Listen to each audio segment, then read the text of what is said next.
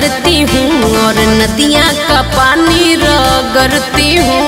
अरे ऐसा बात बका हो। हाँ जी, खाली रेते पे भेंट मैं करती हूँ और नदियाँ का पानी रगड़ती हूँ। अब ढोड़िए में डुबकी मार लो, अरे मार लो। चलो होने देह सही हार लो, बबी हो छवि उघार लो। चलो होने देह सही हार लो, बबी हो छवि उघार लो। ना मनबो।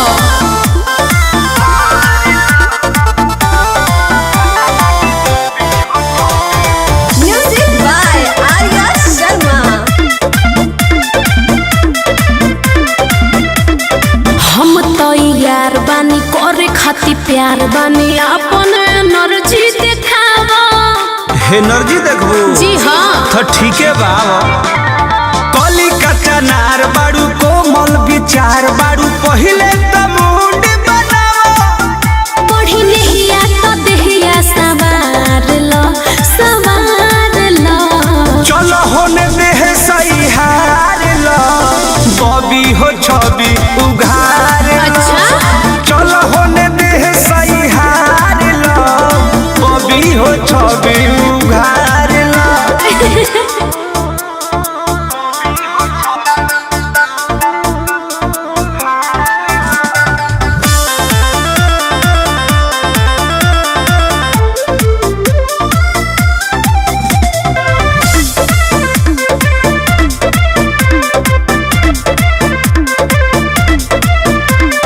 कृष्णा बेदर्दिया प्रमोद प्रेमी हे छेनी के करो नहीं यूज। अरे यूज करब तो लगू भागे, बुझलू।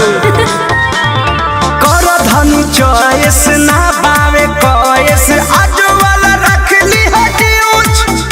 अब भीरी भीरी सटके लहार लो, लहार लो। चलो होने देह सही हार लो, बबी हो छवि उघार लो।